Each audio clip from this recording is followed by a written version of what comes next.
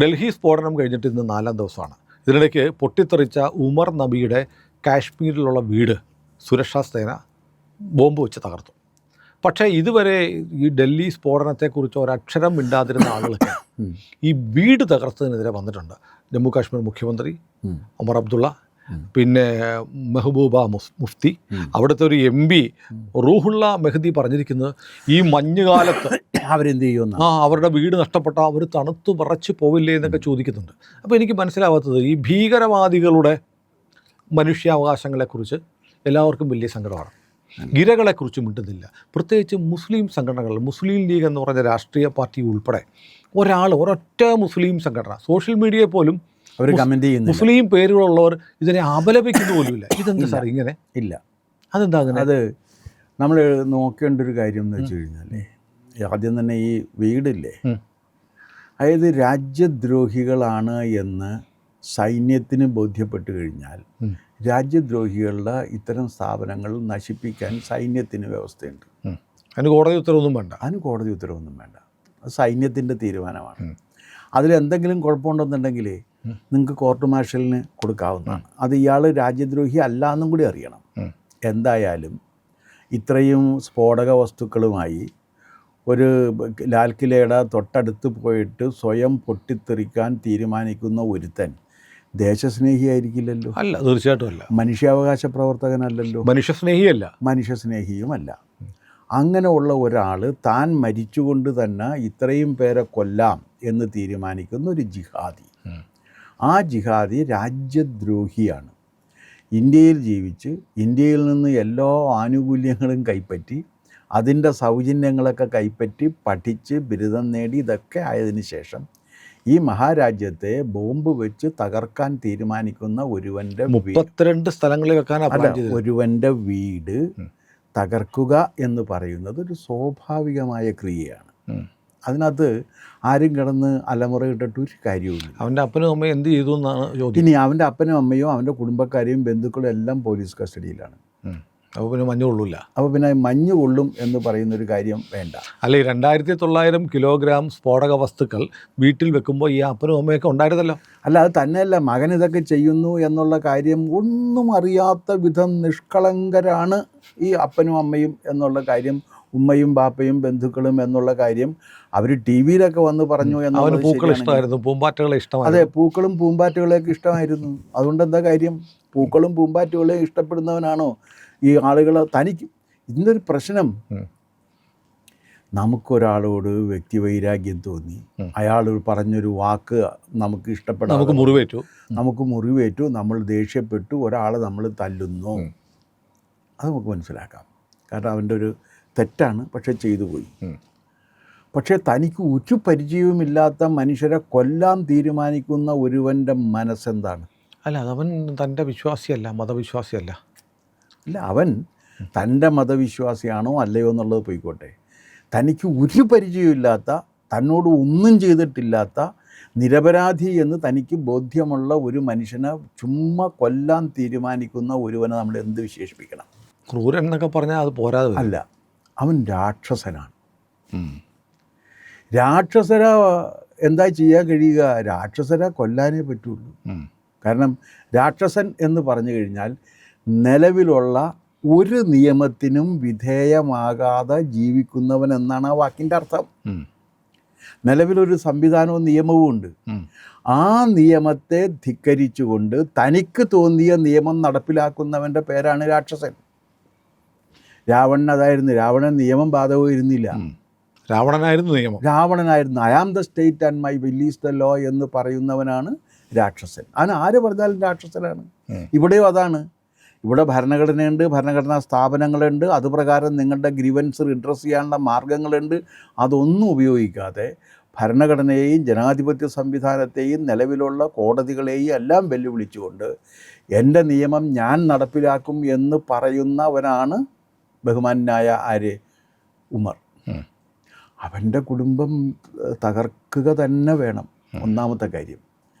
ഇനി രണ്ടാമത്തെ കാര്യം, ഇവിടെ എപ്പോഴും വരാറുള്ളത് തീവ്രവാദികളുടെ മനുഷ്യാവകാശങ്ങൾ സംരക്ഷിക്കാൻ വേണ്ടിയിട്ട് ഇറങ്ങും. കുറേ എണ്ണം കേരളത്തിലുമുണ്ട്, ഇഷ്ടം പോലെ. ഞാൻ ഒറ്റ കാര്യം ചെയ്തു, സഞ്ചിയൊക്കെ തൂക്കി വലിയ വട്ടപ്പൊട്ടും ഒക്കെ ആയിട്ട് നടക്കും. വലിയ വട്ടപ്പൊട്ടും സഞ്ചിയൊക്കെ തൂക്കി എന്നിട്ട് അലമുറയിട്ട് കരയൊക്കെ ചെയ്യും. ഞാൻ ചോദിക്കട്ടെ, പഹൽഗാമിൽ ആളുകളെ കൊന്നല്ലോ, കുറച്ച് അച്ഛന്മാരുമുണ്ട്, കുറച്ച് കന്യാസ്ത്രീകളുണ്ട് ആ കൂട്ടത്തിൽ.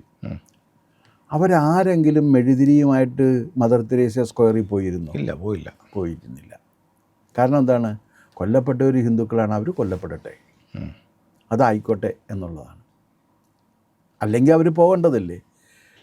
കാരണം നിരപരാധികളായ മനുഷ്യരെ കൊന്നതിനെതിരെ എന്ത് പ്രതിഷേധം ഇവരുടെ ഭാഗത്തു നിന്നുണ്ടായി? ആരും മിണ്ടിയില്ല, ഒരാളും മിണ്ടിയില്ല.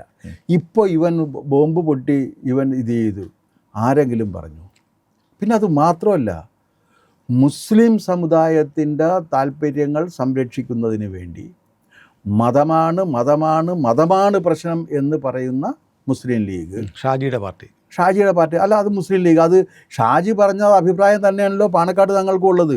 ഷാജി പറഞ്ഞത് തെറ്റാണെന്ന് തങ്ങൾ പറഞ്ഞിട്ടില്ല. പാണക്കാട് തങ്ങൾക്കും ഉള്ളത്. ആ പാണക്കാട് തങ്ങൾ മനുഷ്യാവകാശ പ്രവർത്തകനും മനുഷ്യസ്നേഹിയുമാണല്ലോ. ഇടയ്ക്കിടയ്ക്ക് മാതൃഭൂമിയിൽ പുള്ളി മാനവികതയെക്കുറിച്ച് ലേഖനം എഴുതുന്നുണ്ടല്ലോ.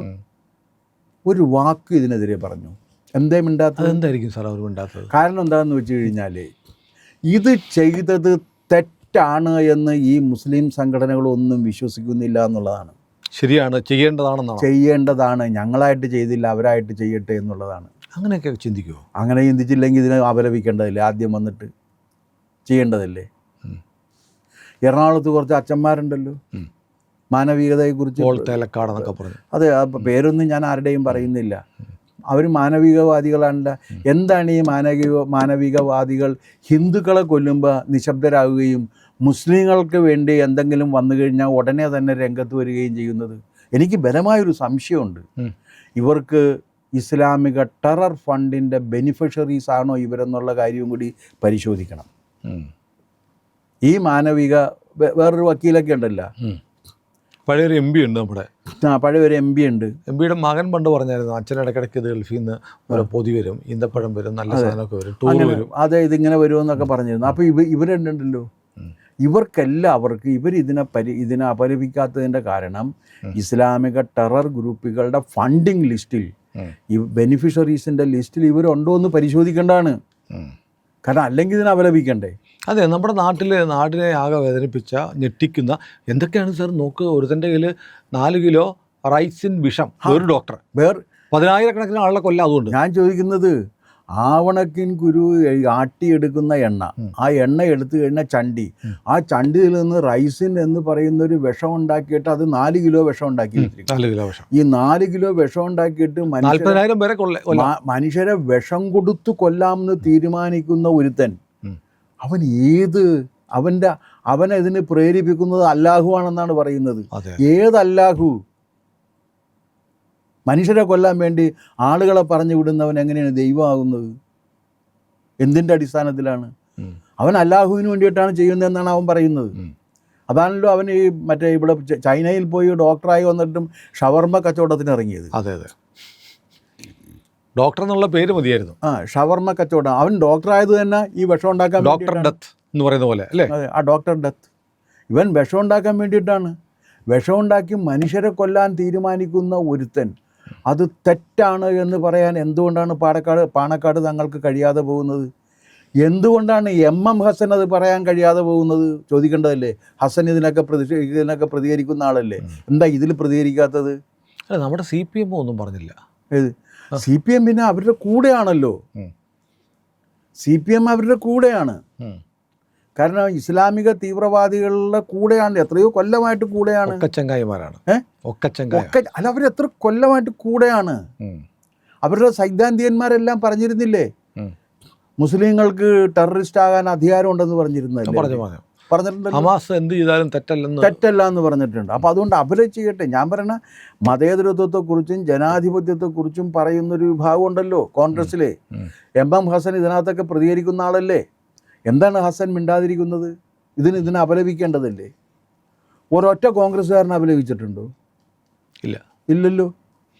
ചിലർ പറഞ്ഞു ഇലക്ഷൻ വന്നു ഭീകരാക്രമണം ഉണ്ടായി എന്നുള്ളതാണ്. പാകിസ്ഥാനിലെ ഇലക്ഷൻ വല്ലതും ഉണ്ട്, അവിടെയും ഭീകരാക്രമണം ഇല്ല. അവിടുത്തെ കാര്യം പാകിസ്ഥാനെ സംരക്ഷിക്കാൻ വേണ്ടിയിട്ടല്ലേ ആരെല്ലാം നിൽക്കുന്നത്? മണിശങ്കർ അയ്യരെന്ന് അവർ ഡെപ്യൂട്ടി ചെയ്തിട്ടില്ലേ? അതെ അതെ. കോൺഗ്രസ് ഡെപ്യൂട്ടി ചെയ്തിരിക്കുന്ന കോൺഗ്രസിൻ്റെ അംബാസഡറാണ്. പാകിസ്ഥാൻ്റെ താല്പര്യങ്ങൾ സംരക്ഷിക്കാൻ വേണ്ടി കോൺഗ്രസ് വളർത്തിയെടുത്തിരിക്കുന്ന അംബാസഡറാണ് മണിശങ്കർ അയ്യർ. ആ മണിശങ്കർ അയ്യർ പറയുന്നത് തെറ്റാണെന്ന് ഇവരാരെങ്കിലും പറയുന്നുണ്ടോ? ഇല്ലല്ലോ. വേറൊരു പണ്ഡിതനില്ലേ ജയറാം രമേശ്, കാണാനില്ല, മിണ്ടുന്നില്ലല്ലോ. അപ്പോൾ എന്താ കാര്യം എന്ന് വെച്ച് കഴിഞ്ഞാൽ ഇസ്ലാമിക ടെറർ വർഗീയതയെ പ്രോത്സാഹിപ്പിക്കുന്നവരാണ് കോൺഗ്രസ്സുകാരെന്ന് പറയേണ്ടി വരുന്നത് ഖേദകരമാണ്. പക്ഷെ അത് സത്യമായതുകൊണ്ട് നമ്മുടെ കൺമുന്നിൽ കണ്ടുകൊണ്ടിരിക്കുക.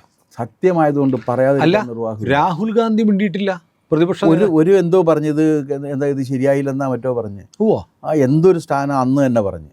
അയ്യോ, കണ്ടില്ല കേട്ടോ. അത് വന്ന് എന്തോ ശരിയായില്ലെന്നാ മറ്റേത്. പോരായിരുന്ന ശരിയായില്ലെന്ന് പറഞ്ഞാൽ പറഞ്ഞ പോലെ ആർഷോയെ അടിച്ചത് ശരിയായില്ല, ഒരു ചവിട്ടൂടെ കൊടുക്കണമായിരുന്നു.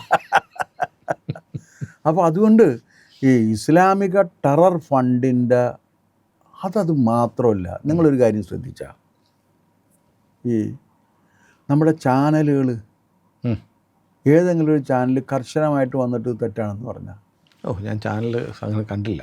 അല്ല, ഏതെങ്കിലും ഒരു ചാനൽ വന്നിട്ട് തെറ്റായിപ്പോയി, അത്യാവശ്യം നന്നായിട്ട് കവർ ചെയ്തെന്ന് വെച്ചാൽ ആളെ കിട്ടും. ശരിയാണ്, ആളെ കിട്ടുവാണ്. പക്ഷേ നമ്മുടെ മീഡിയ വൺ ചാനലിൽ പിറ്റേ ദിവസം കാണിച്ച സ്ഫോടനം നടന്നതിൻ്റെ പിറ്റേന്ന് രാവിലെ എല്ലാ ചാനലിലും ഡൽഹി വാർത്ത. മീഡിയ ഫണ്ണിൽ പേപ്പട്ടി 5 പേരെ കടിച്ചു. അതെ, പേപ്പട്ടി 5 പേരെ കടിച്ചു എന്നുള്ളത്, അത് ഒരു കാര്യം കൂടി ശ്രദ്ധിക്കണം. പേപ്പട്ടി 5 പേരെ കടിച്ചു എന്നുള്ളത് ഒരു കോഡ് വാർത്തയായിരിക്കും. അതൊരു കോഡ് ഉള്ള ഒരു മെസ്സേജ് ആയിരിക്കും. അത് ഈ ഞാൻ ചോദിക്കട്ടെ, ജമാഅത്തെ ഇസ്ലാമിക്കാരുടെ ചാനലല്ലേ മീഡിയ വൺ? അതെ, അല്ലാതെ വേറെ ഒന്നുമല്ലല്ലോ. ജമാഅത്തെ ഇസ്ലാമി ഒരു സെക്കുലർ ഓർഗനൈസേഷൻ അല്ലാന്ന് എല്ലാവർക്കും അറിയാമല്ലോ. ജമാഅത്തെ ഇസ്ലാമിൽ ജനാധിപത്യം ഇല്ലയെന്ന് എല്ലാവർക്കും അറിയാമല്ലോ. ജമാഅത്തെ ഇസ്ലാമിൽ ലിബറലിസം ഇല്ലയെന്നറിയാമല്ലോ. അപ്പോൾ ഡെമോക്രസി ഇല്ല, സെക്കുലറിസം ഇല്ല, ലിബറലിസം ഇല്ലാത്ത മീഡിയ വണ്ണിൽ ഇരുന്നു കൊണ്ട് എന്ത് സ്വതന്ത്ര മാധ്യമ പ്രവർത്തനമാണ് നടത്തുന്നത്? കിട്ടണ കാശ് വാങ്ങിച്ച് നക്കിക്കോ എന്ന് മാത്രമേ എനിക്ക് അവരോടൊക്കെ പറയാനുള്ളൂ. മീഡിയ വണ്ണിൻ്റെ കാശ് വാങ്ങിയിട്ട് നിങ്ങൾ നക്കിക്കോ, അതിനൊന്നും ഒരു വിരോധമൊന്നുമില്ല. മാധ്യമവും മീഡിയ വണ്ണും എന്ന് പറഞ്ഞു കഴിഞ്ഞാൽ ജമാഅത്തെ ഇസ്ലാമിക്ക് വേണ്ടി പ്രവർത്തിക്കുന്ന സ്ഥാപനങ്ങളാണ്. ഏതായാലും ഡൽഹി സ്ഫോടനം കഴിഞ്ഞപ്പോൾ ഒരിക്കൽ കൂടി ഇരകളുടെ നൊമ്പരമല്ല, വേട്ടക്കാരൻ്റെ മനുഷ്യാവകാശത്തെക്കുറിച്ച് പറയുകയും ഇരകളുടെ നൊമ്പരത്തെക്കുറിച്ച് നിശബ്ദരാകുകയും ചെയ്യുന്നവർ രാജ്യദ്രോഹികളാണെന്ന് പറയാതിരിക്കാൻ എനിക്ക് ഒരു മടിയുമില്ല. ഒരു മടി ആവശ്യമില്ല, അതാണ് ശരി.